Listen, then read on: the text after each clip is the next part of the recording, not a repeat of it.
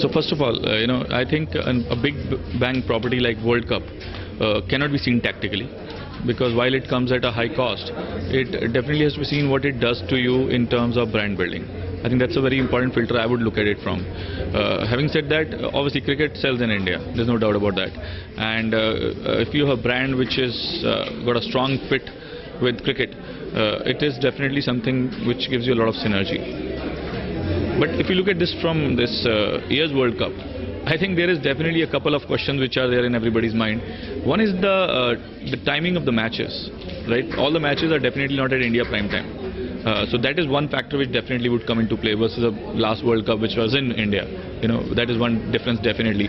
So I think that is one point which from a ROI point of view one will have to keep in mind and see it at a overall holistically how it works, despite certain disadvantages in timing. That's one. And the second part, I think a lot will depend on India's performance.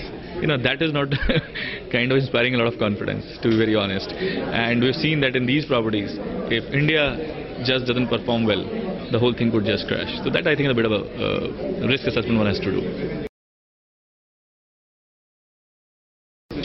Obviously cost does play a role. I mean, I wouldn't say that it does play a role. You have to finally see a cost benefit analysis and you have to see marketing ROI in mind.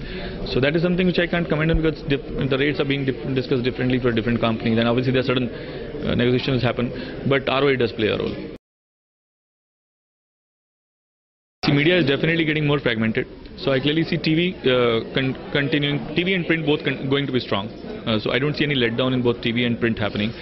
More so because we are seeing innovations happening across both these medium, whether it is things like localized TV feed from Star, that's what is happening, which is the ad sharp part, or there is obviously huge innovation which you've been seeing of late in print in the last 2-3 years.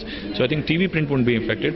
Definitely there is no debate. I think that every company, especially in FMCG, definitely is now looking at digital very strongly, and we believe that digital, and especially mobile within digital, has a huge potential to be tapped from FMCG. So there would be definitely increased spending going behind digital.